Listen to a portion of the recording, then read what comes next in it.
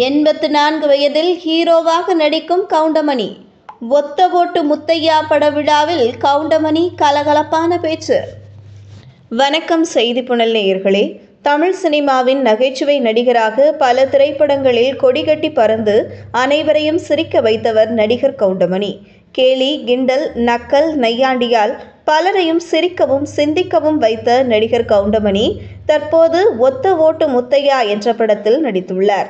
இப்படத்தின் இசை வெளியீட்டு விழா சென்னையில் இன்று நடைபெற்றது.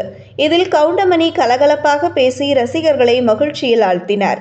நகைச்சுவை மன்னன் கவுண்டமணி மற்றும் செந்தில் ஜோடி படத்தில் வந்தாலே அந்த படம் வெற்றி என்று சொல்லும் அளவிற்கு இவர்களின் காமெடி பக்காவாக இருக்கும்.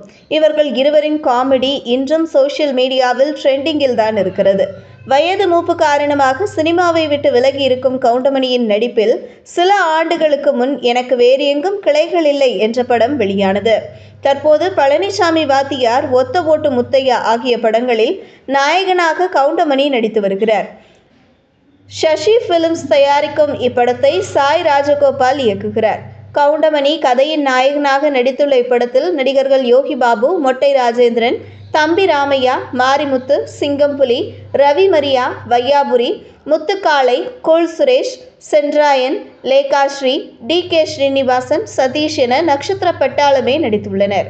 இத்திரைப்படத்தின் இசை வெளியீட்டு விழா சென்னையில் இன்று நடைபெற்றது. இதில் கலந்து கொண்டு பேசிய கவுண்டமணி, ஒத்த ஓட்டு முத்தையா படம் குடும்பத்தோடு வந்து பார்க்க வேண்டிய படம்.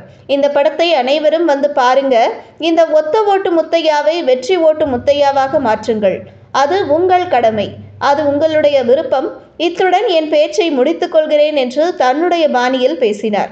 அப்போது கேமராமேன் பெயரை சொல்ல மறந்துவிட்டேன், சாரி என்று கேமராமேன் காத்தவராயன் அவர்கள் சிறப்பான முறையில் அனைவரும் வெளிச்சமாக தெரியும் வகையில் படம் எடுத்திருக்கிறார். அவருக்கும் என் மனமார்ந்த நன்றியை தெரிவித்துக் கொள்கிறேன் என்று கவுண்டமணி அந்த இசை வெளியீட்டு விழாவில் உற்சாகமாக பேசினார். நீண்ட நாட்களுக்கு பின் இவரின் பேச்சை கேட்ட ரசிகர்கள் கைத்தட்டி விசிலடித்து அவரை உற்சாகப்படுத்தினர். இதுபோன்ற செய்திகளை தெரிந்து கொள்ள செய்தி புனலுடன் இணைந்திருங்கள்.